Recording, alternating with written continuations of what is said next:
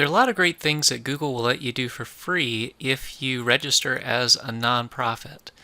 So I want to show you a few of those things, primarily how to get email set up, and especially as a Presbyterian church.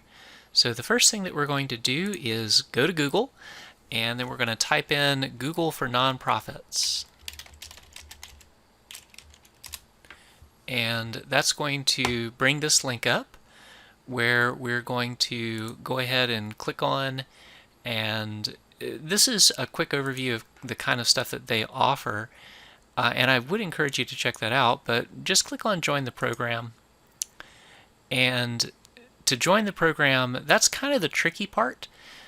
Actually joining as a church can be kind of difficult because it doesn't make intuitive sense of how to do that. So this is the main thing that you really want to know.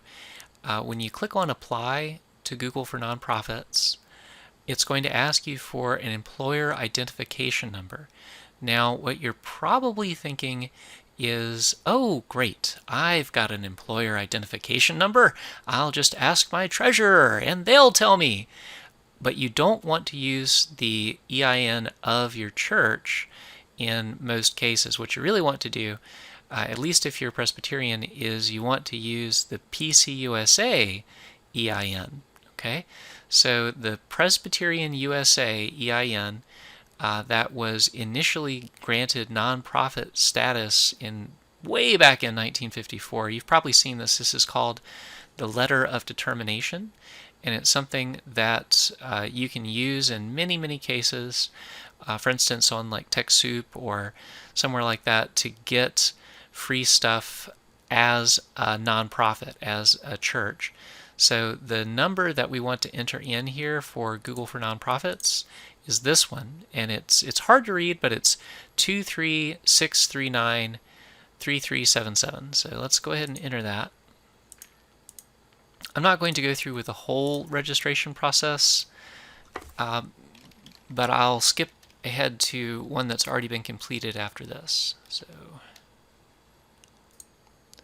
Okay, so it should look like this when you're ready to go, and what that's going to do is register your church under the PCUSA umbrella. So after you do that, what you're going to have to do is tell Google about your church. So, okay, so this is the next page that you'll see. This is all of the other churches that have signed up for free services using Google, and you'll see there are a number in our presbytery that have done this.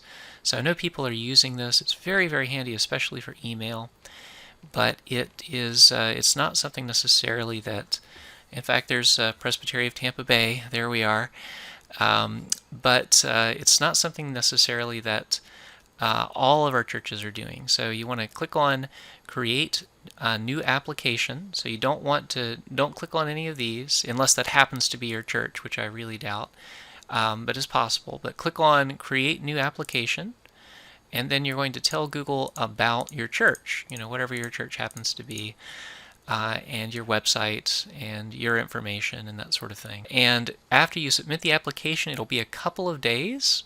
And after a couple of days, you will receive, hopefully, notification that you are enrolled. And after that, I want to take you through the next step. Okay, this is what your account will look like after you've been approved.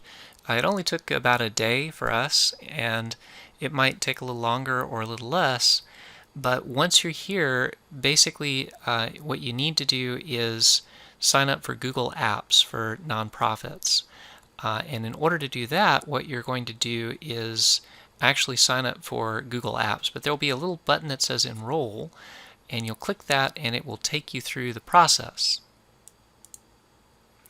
Essentially what you're doing in this case is signing up for a free trial of Google Apps, and then you connect that trial with the actual nonprofit account that you've got here to make it free. And that will allow you to use all of the Google Apps features with your main domain name, so email and so on and so forth. And that's really basically it as far as signing up. In order to actually get email working, you will have to do a lot of technical stuff that has to do with editing your MX records. Usually you can find that information either at your registrar. This is what it looks like on GoDaddy. And there's a little thing called Mail Exchange or MX record. Or on cPanel, or however your website actually handles email.